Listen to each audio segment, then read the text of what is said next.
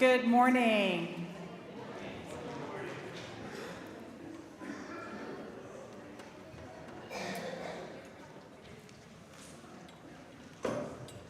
The history of Mother's Day reminds us that it is more than a day for flowers and pancakes.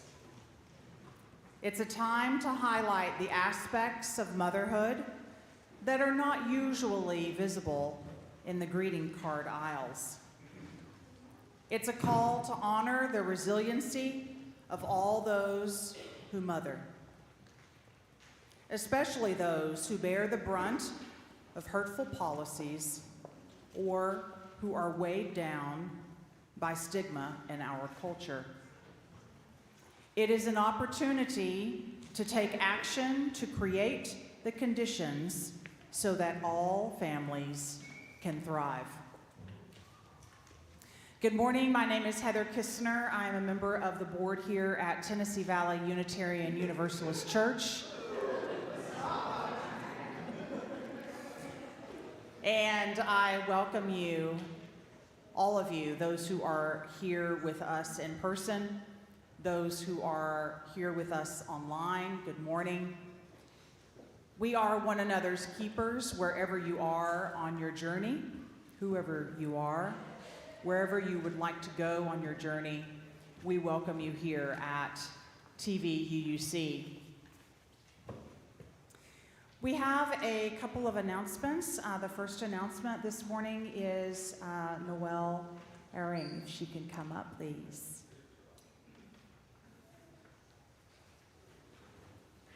Good morning, and thank you. Hi. So first off, I'm Noelle Ehring, and I am the high school youth group leader for our congregation. And I'm here to make an announcement about the all-ages prom. First and foremost, I learned that this community knows how to have fun, and we had a great time a week ago. So thank you all that came to support us, and those that volunteered. You guys did a great job. And with that, my announcement is we had over 81 people register for the event, which is phenomenal. And we raised over $1,700 for our youth, which we'll be using to do fun things like some outings this summer, as well as going to the congregational retreat. And we're also hoping to get them to go to GA next summer. Yay! So one of the things I would love, you can continue to contribute to our fund. It is the RE Youth Fund. So if you go to the giving form, it is there. It would be awesome if we could get to 2,000, because that would really help us with our goals.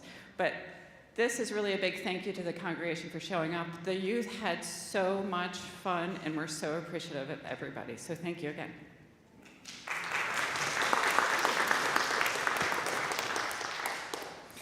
That is absolutely terrific.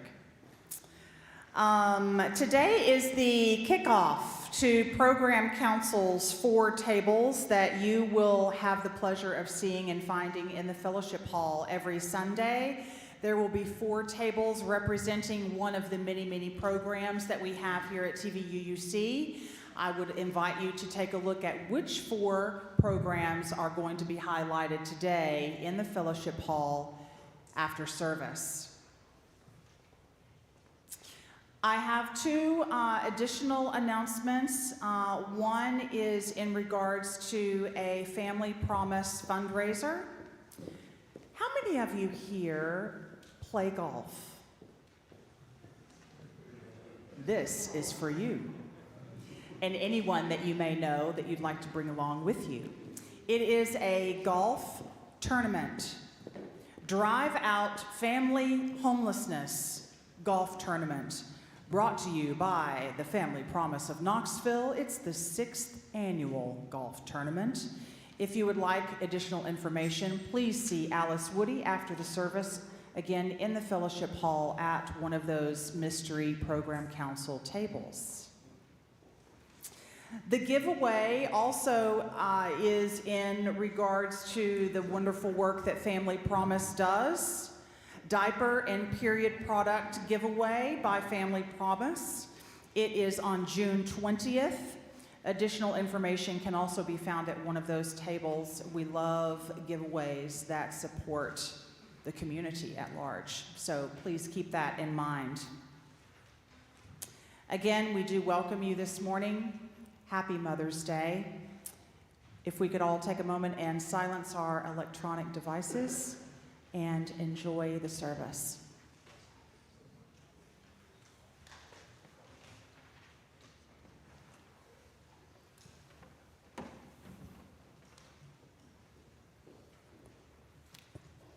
Good morning. Thank you all for being here. My name is Claudia Presley. I'm the Director of Finance and Operations here at TVUUC. Right now, my job is to tell you a little bit about our offering for today, which is the Bridge Refugee Services. Carolyn Franks is coming a little bit later in the service to give you all the details about Bridge, what they do, why it's important to give. Right now, though, I need to tell you how to give. It's super easy.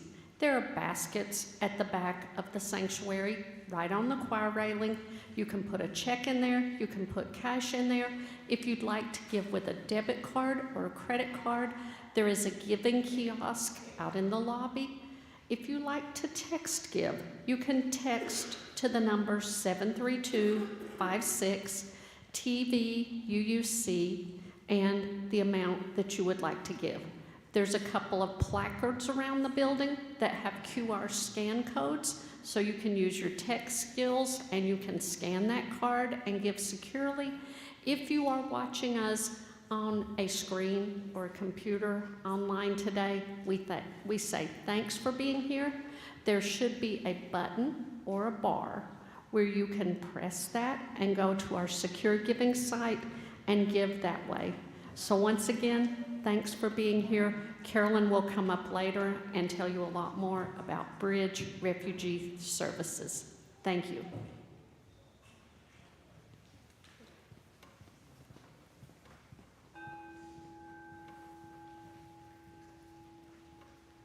Hello.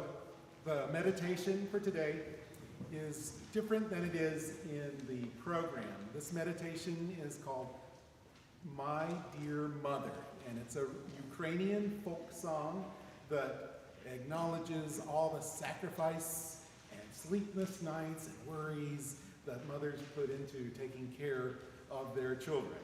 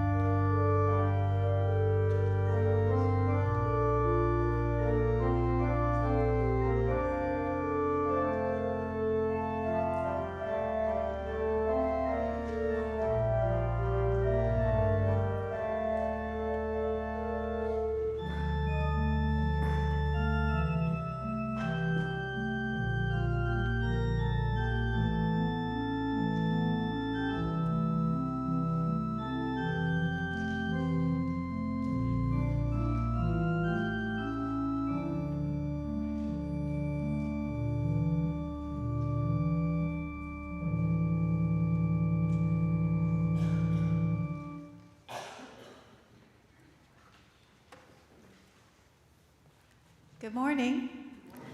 Our opening words are by Becky Brooks. Mother's Day is complicated.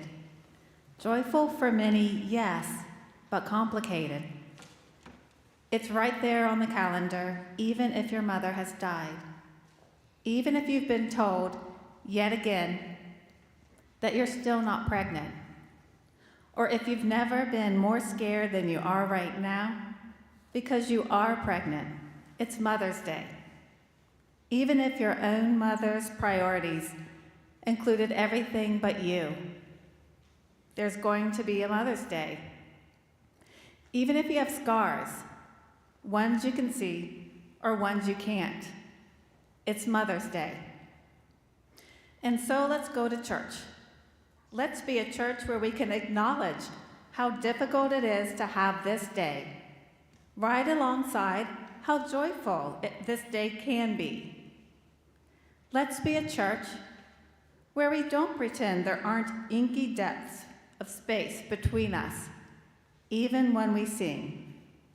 Let's be a church that fills the space between our differences with love, because even in the most broken places, there is room for love.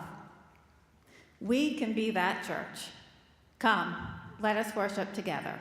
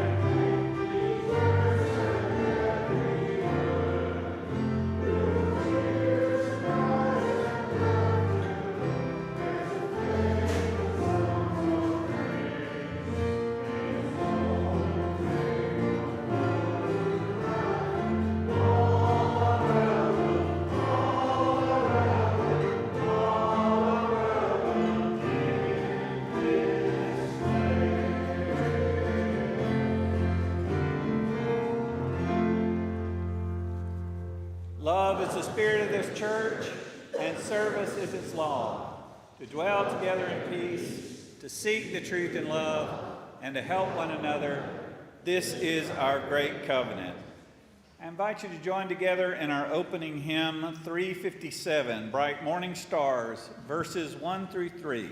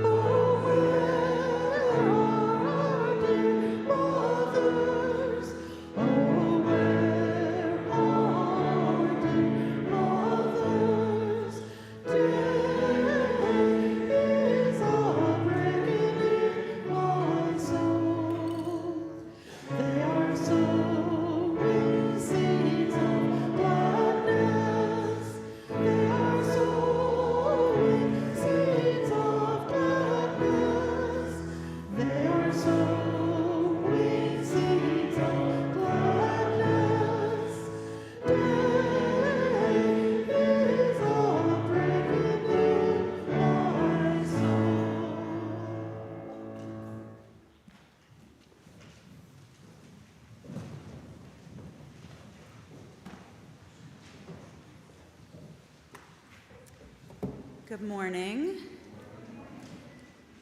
My name's Miriam Davis, and I will be sharing our story for all ages today instead of Catherine Farmer-Loya, whose voice has gone on a little vacation without her. So you get me this morning.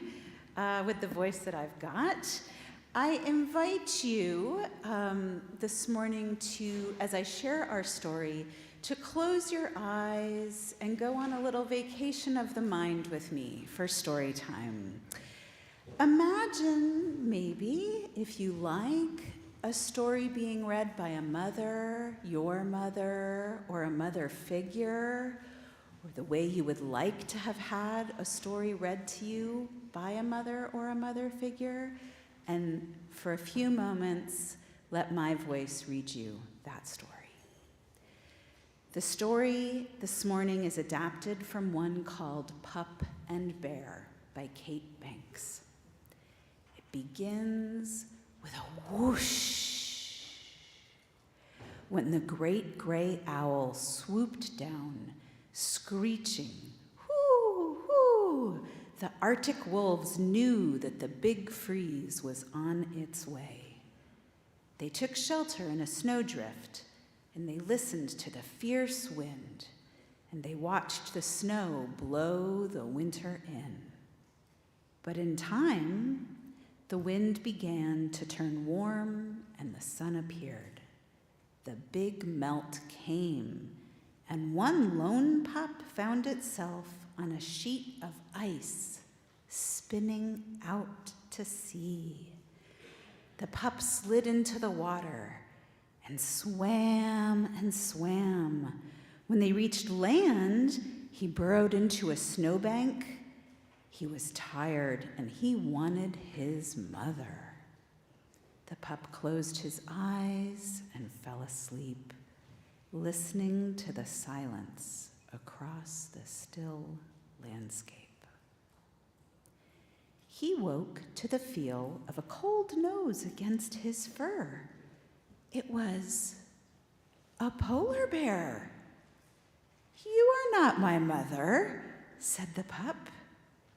"I am not your mother," said the polar bear, "but I can cuddle you and keep you safe."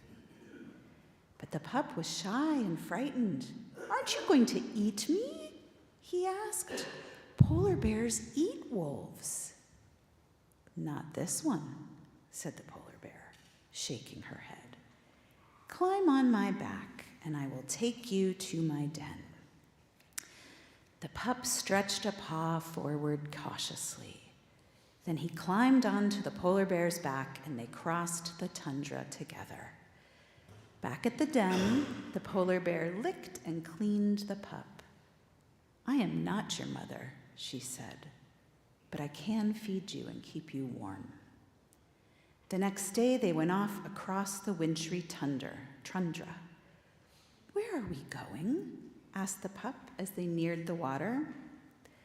"I am not your mother," said the polar bear, "but I can show you where to catch a fish." The sun shone down on the crisp, crackling snow, and the polar bear rolled in a snowbank. "Come on," she said to the pup. "I am not your mother, but I can play with you." But when the pup tugged too hard at the polar bear's fur, the bear growled. "I am not your mother," she said, "but I can scold you." Then she nuzzled the pup and tickled his tummy. Tired at last, the pup curled up against the bear, and they napped, listening to the wind whimper and sigh. The earth turned round and round, and the big freeze came, followed by the big melt, until at last the polar bear nudged the wolf, who wasn't a pup any longer. "I am not your mother," she said, "but I know when it's time for you to go." She nuzzled the wolf one last time, and the wolf nuzzled her back. Then he walked out into the wide world. The wolf howled, and he was answered by the cry of another wolf. Soon he was leading his own pack across the frozen tundra. Then one day, the wolf came upon a polar bear cub, huddled in a snowdrift. "Where is your mother?" asked the wolf. But the cub didn't know. The wolf sniffed the cub and rubbed its fur with a wet nose. You are not my mother, said the cub, cowering. I am not your mother, said the wolf, but I can cuddle you and keep you warm. Aren't you going to eat me?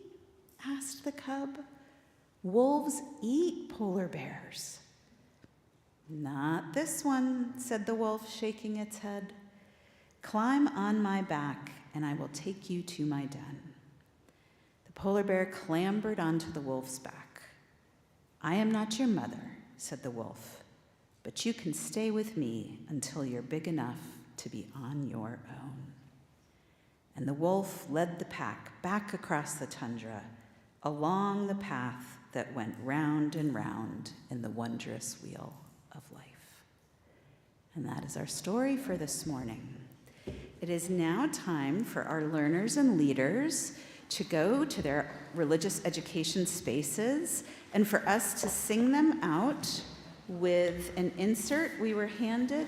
Love Will Guide Us, Sally's version, and we will sing verses 1 and 3.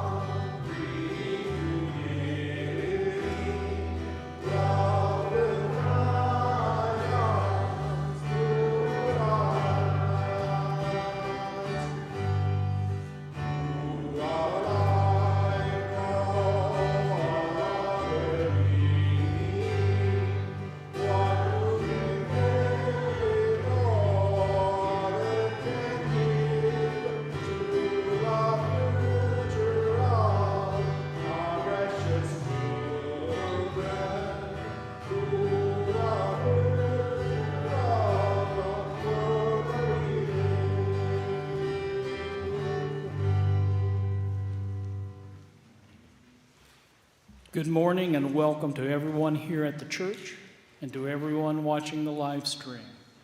We have a number of joys and concerns this morning. To begin, happy Mother's Day. I am, as ever, in awe of those who take on the role of mother in all its many forms. Quoting from the hymn, Mother of all, in every age, in every clime adored, by saint, by poet, and by sage, your praises high have soared. Can I get an amen? Dwight Pittman and Roger Kroll are both celebrating their 80th birthdays this week. Happy 80th to both Roger and Dwight. The good folks in the Personal Beliefs and Commitments group had a little ice cream and cake party for them, and I'm told there's still ice cream and cake. So after the service, if you'd like a little ice cream and cake, there's some to have in the fellowship hall. I want to express a heartfelt thanks to Mark Mahundro from the members of the TVUUC's 8th Principal Task Force, the Worship Committee, and the Adult RE Committee. Mark will be stepping away from these committees for now, at least in part, as he defines his new role in our congregation. There are no doubt others who are grateful for his efforts. I know I am. The Worship Committee appreciates his support, particularly in developing and supporting our Worship Associate program, and he has also supported our online offerings and communications with members and friends and provided professional media coverage for us. The 8th Principal Task Force and the Adult RE Committee appreciate Mark's invaluable help, particularly in the effort to adopt the 8th Principle, as well as in raising awareness of oppressed groups through church services and events. Mark has also coordinated the church's participation in local community events, and he has been instrumental in developing and facilitating valuable sessions for members and friends. Thank you, Mark, for all this and for always taking the time to listen, to answer questions, and provide support whenever you can.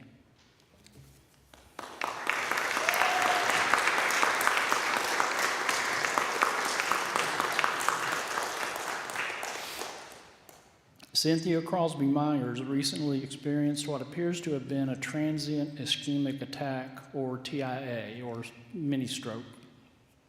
She was taken to UT Medical Center and was admitted for observation and treatment. She has since been discharged and is at home where she is improving. She has been assisted by several church members, and we all hope Cynthia continues to recover. It's been just over 2 weeks since Sammy Maples had knee replacement surgery. He reports that he's working through significant pain with the help of his family. And Sylvia Smith shares with us that although the UT Medical Center staff have treated her like a queen, she is glad to be home from the hospital after another bout with pneumonia. She is especially happy that Roger could spend the night earlier this week as he celebrated his 80th birthday. For everyone with joys or concerns, both shared and unspoken, we want you to know that we hold you up to the light and we send love.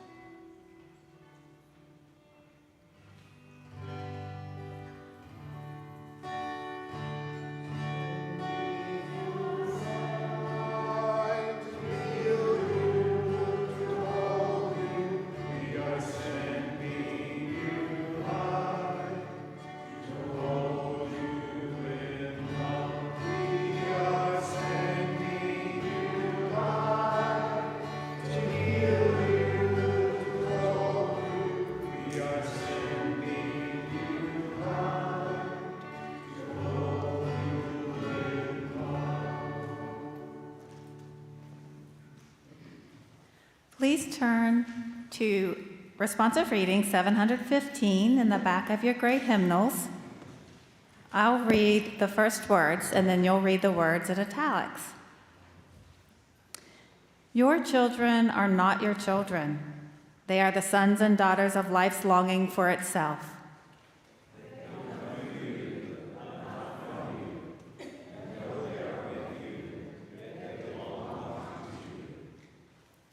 You may give them your love, but not your thoughts, for they have their own thoughts. You may house their bodies, but not their souls, for their souls dwell in the house of our heart, which you cannot visit, not even in your dreams. You may strive to be like them, but seek not to make them like you. For life goes not backward, nor tarries with yesterday.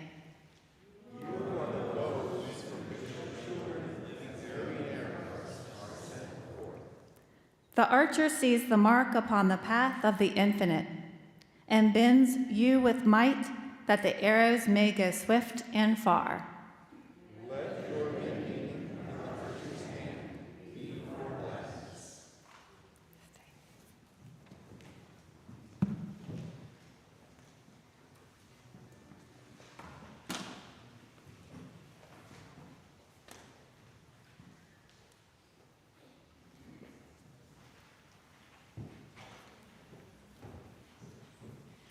The offering this week is going to entirely to bridge refugee services, and I've been asked to give you a very brief rundown on what they do. We have had 3 sets of refugees that we have supported in this church, and it's a very worthwhile thing. Bridge's mission is to provide opportunities for refugees to rebuild their lives after suffering persecution so that they may become productive, contributing members of society. Bridge helps them to regain their dignity and promote their rights within our communities, to help them to find peace in their new homeland.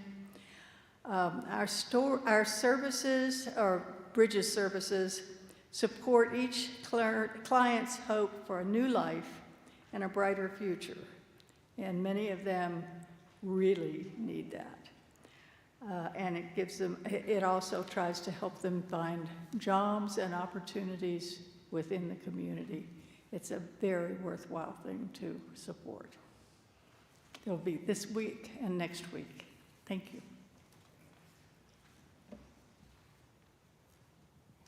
Hello, I'm Ann Whitney, a long-term member of the church, and I want to introduce our guest dancer, Elier Estrada. He's 18. I think he's off to the side, okay, and a junior at West High School. He and his family emigrated from Central Cuba 20 months ago. He's been dancing since age 8, and he now is a member of Ignite. This is new to me. This is the post-COVID reincarnation of the Tennessee Children's Dance Ensemble. They're giving their annual concert next Sunday, the May 19th at 6:30 in the Clarence Brown Theater, and Elier would love to see many of you there. And our song today is written by Sinead O'Connor. You may know her, singer-songwriter, Irish, who had a very difficult childhood. And I like to believe she wrote this song for that young child that she used to be that needed mothering. But I also believe that all of us sometimes need mothering that's not biological, not gender-specific, not family, or even individual, but somehow lets us know that we are held, loved, forgiven, and seen.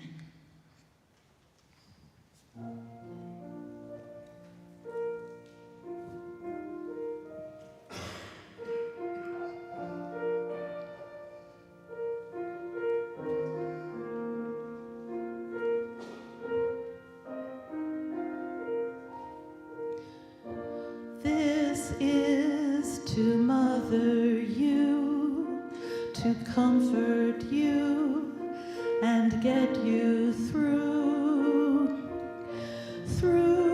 when your nights are lonely, through when your dreams are only blue. This is to mother you.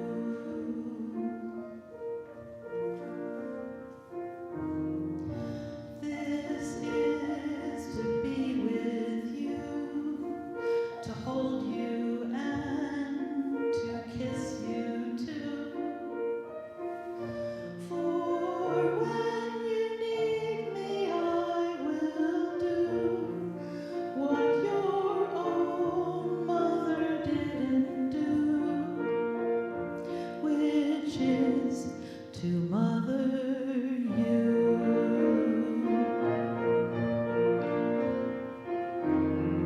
All the pain that you have known, all the violence in your soul, all the wrong things that you have done, I will take from you when I come.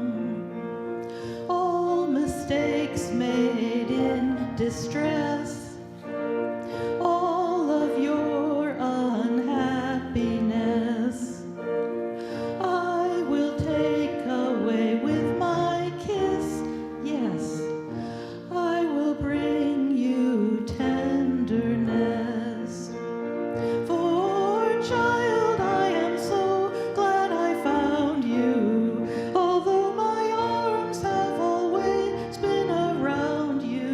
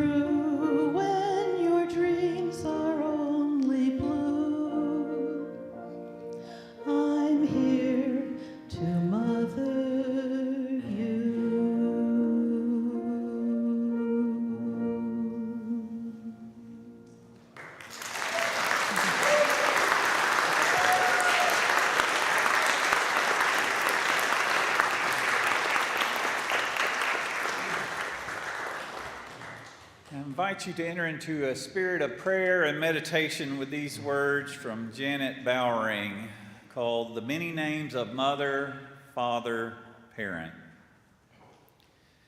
Blessed is the person who feeds and warms, washes and comforts a child and soothes them in illness, for they shall be called caregiver.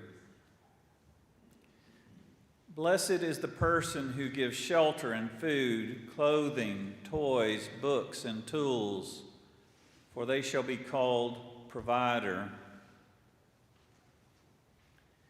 Blessed is the person who opens doors in the child's experience, who explains the puzzling and wonders of the mysterious, for they shall be called teacher. Blessed is the person who shields a child from that which will wither or warp, who protects a child from abuse and exploitation, who guards against bullying and scorn, for they shall be called defender. Blessed is the person who takes the time to listen, who is there for a child in the darkness, who is aware of the fears, who speaks the words of encouragement in moments of despair, for they shall be called sustainer. Blessed is the person who guides a child in the search for beauty, who encourages them at what is daunting, who steadies them as they explore new experiences, who fires their aspirations and their dreams, for they shall be called inspirer. Blessed are all these persons who help bring an infant along the many paths to maturity, for in them is the future well-being of humanity. Let us pause for a moment of silent worship and reflection together.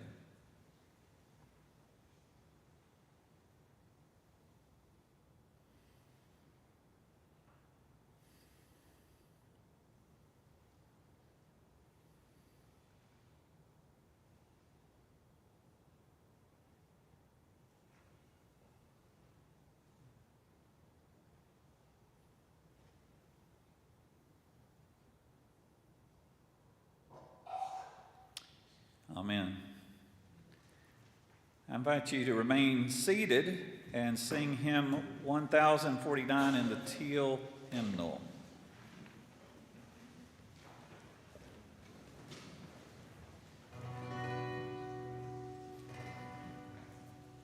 So I'm going to be asking you to follow some instructions and see how we work together.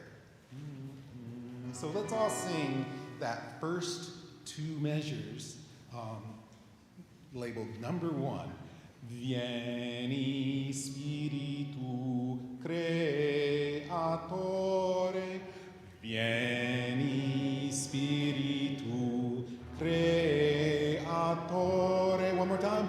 Vieni Spiritu Creatore. Move on.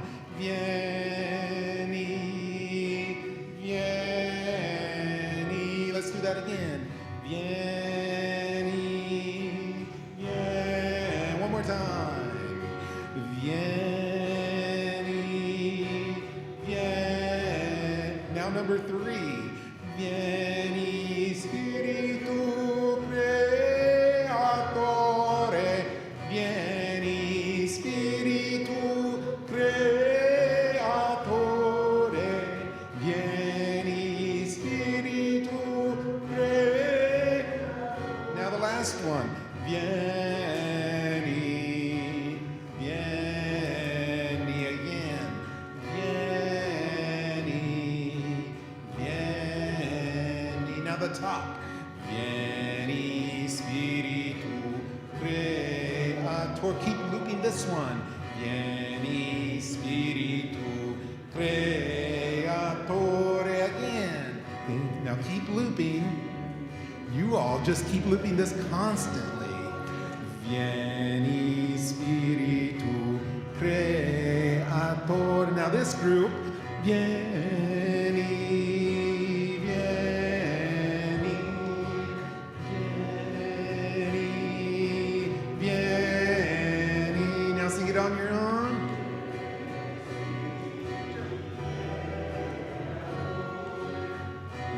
Now we're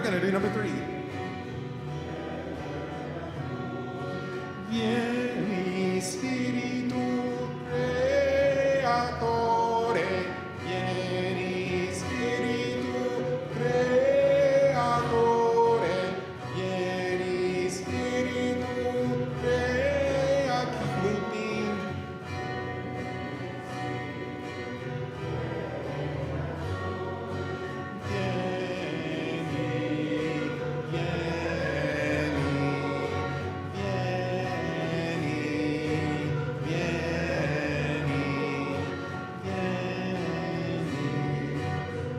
Now everyone from the top all together. Vieni Spiritu Creator. Number 2 all together. Vieni, vieni. Number 3. Vieni Spiritu Creatore. Vieni, vieni. One more time. Vieni, vieni.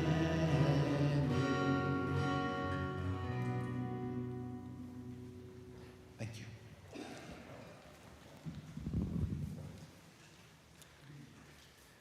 Beautiful.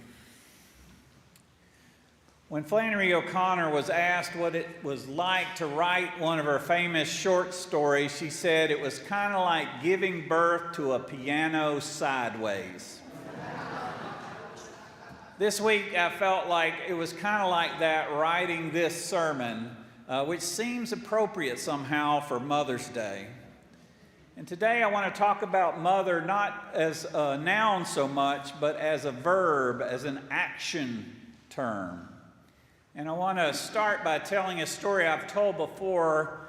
It's about a long time ago when Tandy Scheffler was a young mother and she was holding her baby in her arms and she was sitting in a group of us and she said, "If everyone could love every child the way I love this child, then we would beat our swords into plowshares and our spears into pruning hooks and study war no more."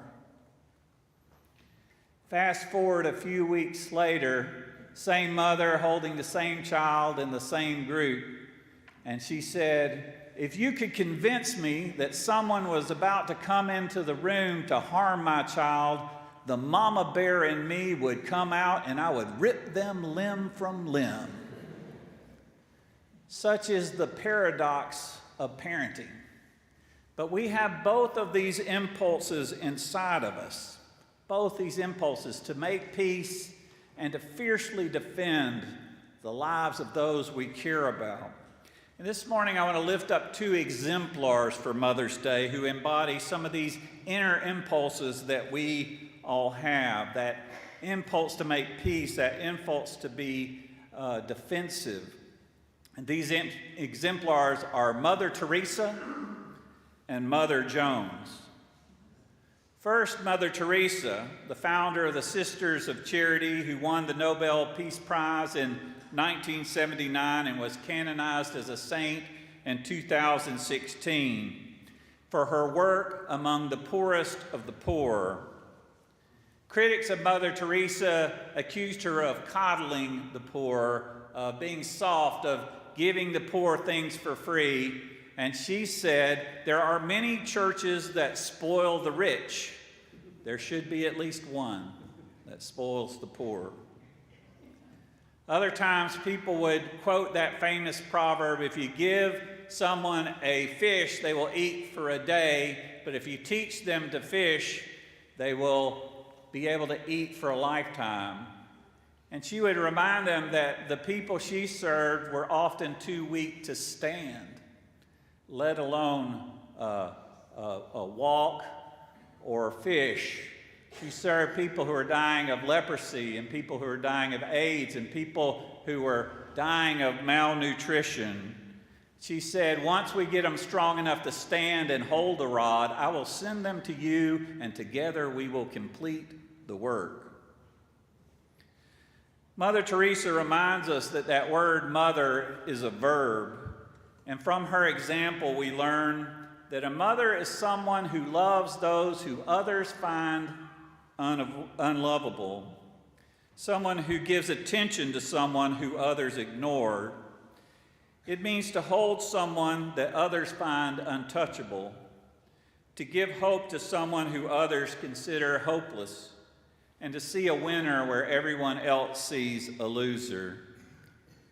When someone says that person has a face only a mother can love, it reminds us that there is a love greater than ourselves that sees the worth and dignity of every person, a love that can look on every face and see someone worthy to love. And it's this love that is at the heart of all the great world religions.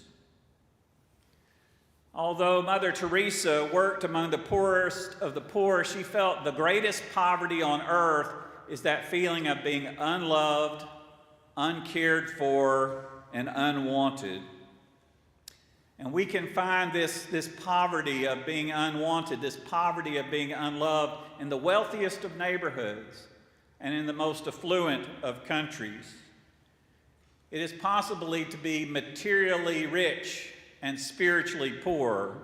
And this poverty of being unloved and unwanted, that is the hardest poverty to eradicate. Mother Teresa felt that every person needs individual attention. Everyone needs that one-to-one interaction and undivided attention. In other words, there is no social system on earth that is so perfect that we will not still need a mother's love. When we embrace the word mother as a verb, it isn't so much about what we do, it's about how much love we put into doing it. It's not what we do, it's how much love we put into doing it. It's about doing ordinary things with extraordinary amounts of love. I remember a time I was visiting an older member of the church, a retired person who was in the hospital and facing a very difficult diagnosis. And she said to me, "My mother is no longer living, but I need her now more than ever." We never outgrow our need for a mother's love, especially if we didn't get it when we were young, especially if the person who was in that role was unable to provide it for us.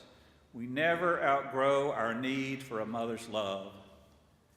And this is why the Irish singer Sinead O'Connor sang that song, "This is to Mother You," because she knew someone listening to the radio late at night might need the sound of a mother's voice. Someone listening to a streaming channel with their earbuds might need the comforting and tenderness and compassionate voice of a mother. She also knew that those who have been hurt by the mother church need a mother's voice more than ever, which is why she denounced the inaction of the church in the face of rampant and unimaginable child sexual abuse. In 1992, Sinead O'Connor went on national TV and tore up a picture of the Pope, shocking everyone. But her goal was to protest the church's complicity with this unimaginable level of child sexual abuse. People weren't ready for the message at the time. She was, to use contemporary language, canceled. It was something that did great damage to her career. And yet time has proven that she was right and her critics were wrong. By tearing up that picture, she was saying to every child who has ever been hurt by the church, this is to mother you. This is to protect you. This is to keep you safe. In her lifetime, Mother Teresa was not critical of the church the way Sinead O'Connor was. Mother Teresa was a peacemaker, and Sinead O'Connor was a troublemaker. And I think that just shows we need both.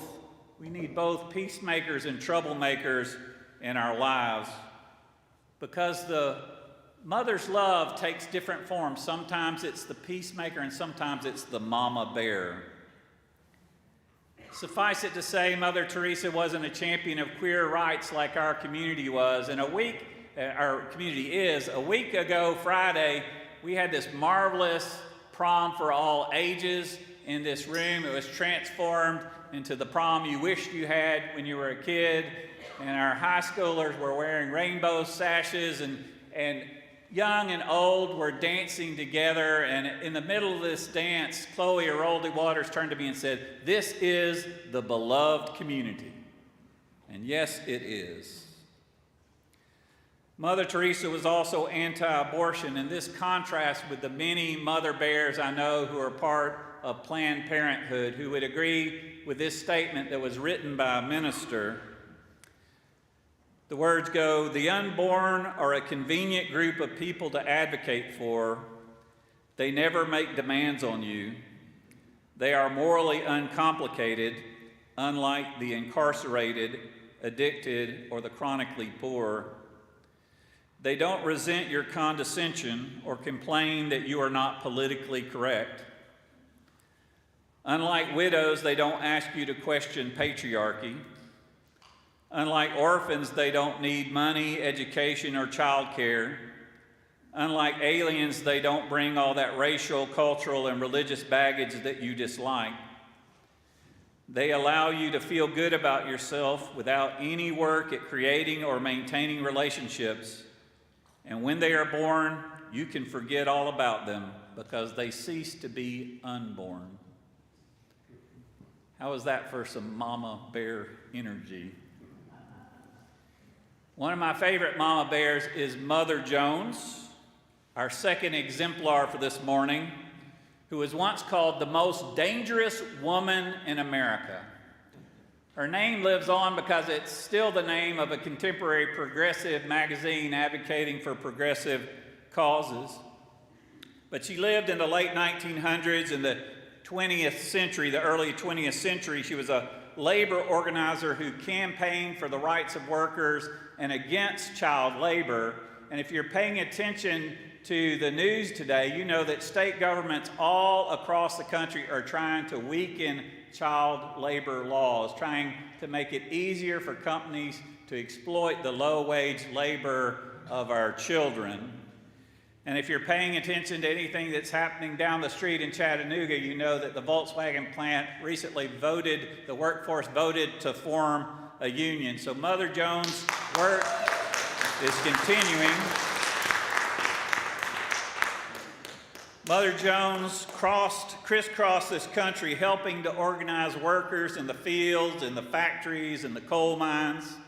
Everywhere she went, she preached the gospel of union and the religion of solidarity. Her simple gospel could be summarized in something she told people, the advice she gave to people all her life, which is to pray for the dead and fight like hell for the living. When someone described her as a humanitarian, she rejected that name. She said, "I'm not a humanitarian, I'm a hellraiser." In this spirit, she was called a female Robin Hood, someone who took concessions from wealthy company owners and brought them to the working people and their families. She was called the Joan of Arc of labor, and some people called her John Brown in petticoats. Upton Sinclair wrote, "Hearing her speak, you discovered the secret of her influence. She had force, she had wit, above all, she had the fire of indignation. She was the walking wrath of God." The workers often had English as a second language, and they couldn't always understand every word that she said, but they understood her anger, they understood her defiance, and they understood her fearlessness. The New York World magazine described her in this way. It wrote, "It is a big brood she mothers, a big, toilsome, troublesome brood scattered all over the face of the land, delving in the earth and under the earth, swarming in the mills and factories and sweatshops. How does she do it? By the greatest of all powers, the power of love." And the Christian Socialist magazine wrote, "She is God's ministering angel, the incarnate spirit of motherhood, a mighty prophetess of the coming reign of justice, love, and joy." And this is what we can all be if we embrace the word mother as a verb. We too can be a ministering angel, and we too can be the walking wrath of God. We too can be the incarnation of motherhood, regardless of our gender identity, regardless of our physiology. We too can be an embodiment of love and courage in our world. And we see people living into this vision of love and courage all over the world. For instance, it seems like a long time ago, but it wasn't. On October 4th, 2023, Israeli mothers and Palestinian mothers marched together for peace in the city of Jerusalem. Jews, Christians, and Muslim mothers walked together for peace in that holy city. 3 days later, right after that march, Hamas ruthlessly attacked Israel, and 6 months later, the Netanyahu government of Israel is still engaged in a brutal and unrelenting counterattack. Even so, the mothers of that march are right and Hamas is wrong. The mothers of that march are right and the Netanyahu government is wrong. For these mothers understand the meaning of Mother's Day as it was originally conceived in 1870 as Mother's Peace Day. The Unitarian activist Julia Ward Howe imagined a convention of women of different nationalities and different cultures coming together to work for a lasting peace, to put an end to war for all time.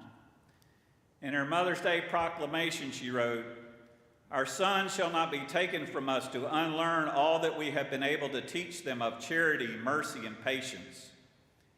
We women of one country will be too tender of those of another country to allow our sons to be trained to injure theirs." And these words of the Mother's Day proclamation are important to remember every Mother's Day, because working for peace is hard work. In some ways, it's like giving birth to a piano sideways. And yet it is the mother bear in us that wants to work for peace, not only for our children, but for all children.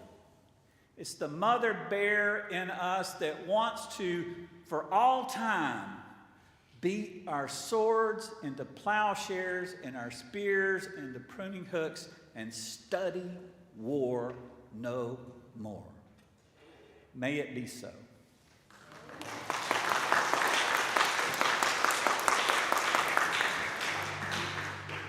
I invite you to join us in our closing hymn, which is 1057 in the teal hymnal, Rise in Body or Spirit, for Go Lifted Up.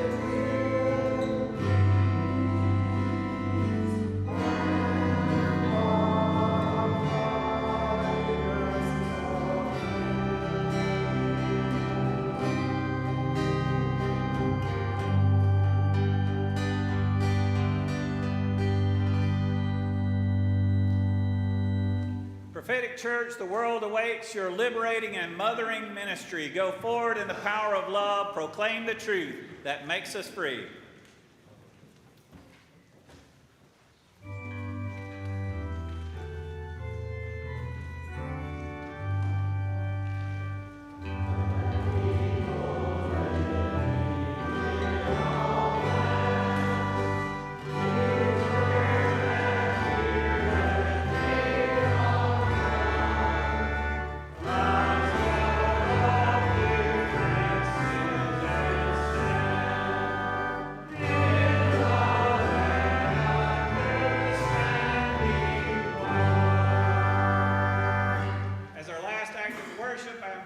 to turn and greet your neighbor.